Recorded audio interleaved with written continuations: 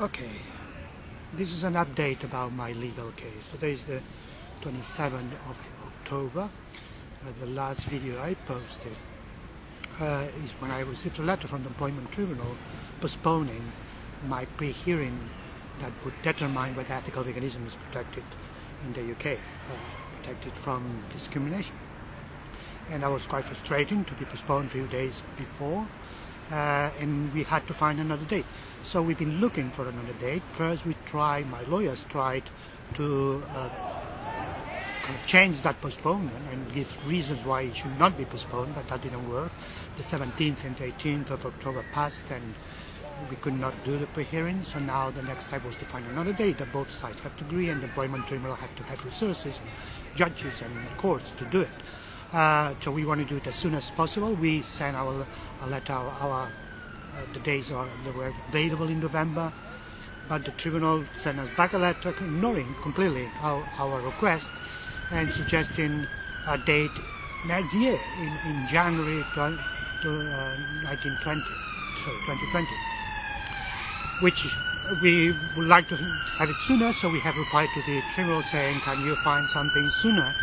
Because the problem, there's a siren going out. So the problem is that this was a pre-hearing.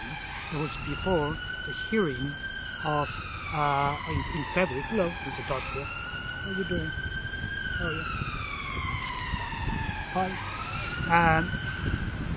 10 days in February was the actual trial. So this pre-hearing was before, because we have to determine first whether veganism is a protected belief. If it is, my trial continues to check whether I was discriminated because of that protected belief.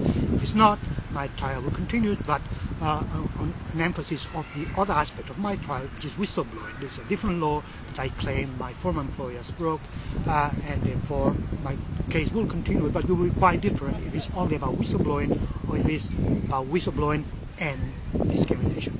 So we need to know the results of the pre-hearing, and it takes sometimes more than a month or two for the judge to decide after the pre-hearing. So if we have in January the pre-hearing, that means we won't be able to have the trial, the full merits hearing school, in February, so we need to find another day. And this is 10 days. It's not going to be easy to find 10 days.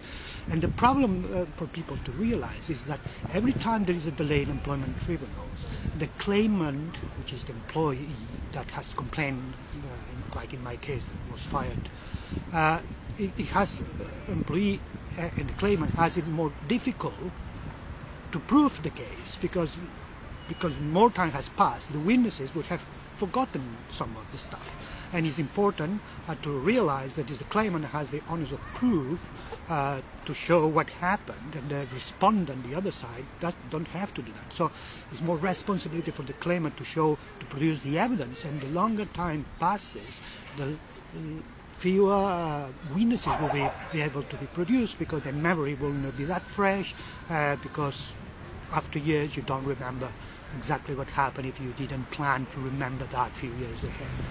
So it's an advantage for the other side, for the respondent, to delay the whole process and to make it as long as possible, because the claimant then will spend more and more money in legal fees, the witnesses will be less available, they will have less memory, and there will be generally less evidence available to prove the point. So this is the problem. The legal system should kind of help to make it as quick as possible, but the current circumstances make it difficult, not just for me. I know there are many cases where there have been delays in employment tribunal cases. So therefore, when we have laws that protect rights and protect beliefs, these laws, they don't really protect anything, and there is not a mechanism to enforce them.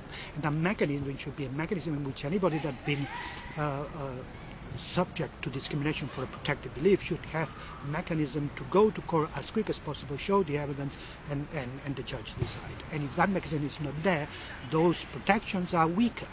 So hopefully my case will be successful in the end, but I also want to make a point about the problem of having a legal system with not enough resources to run all the claims, because if my case is successful, there will be more vegans that will then take former employers to court, because they will feel now that the law is in their side. So there will be more need to have more judges, more need to have more staff to run this. So therefore, it's not just good enough that I do this case, but then nobody else wants to do another case, even if they are right, even if the law is on their side, because they feel it's going to be too expensive for them, it's going to take too long.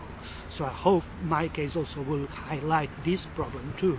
It will kind of jiggle the government and others into realizing they have to invest more resources into enforcing and enforcing the protection of all the groups and people who have managed to get their protection in the paper, in law, written in important laws, but then in practice they cannot apply it properly. So I don't know when the tribunal will give us a date, whether it's going to be in January as they said they would, or earlier as we ask, or even later, and we don't know how long it's going to take. But I'm going to carry on doing it and I will keep you informed.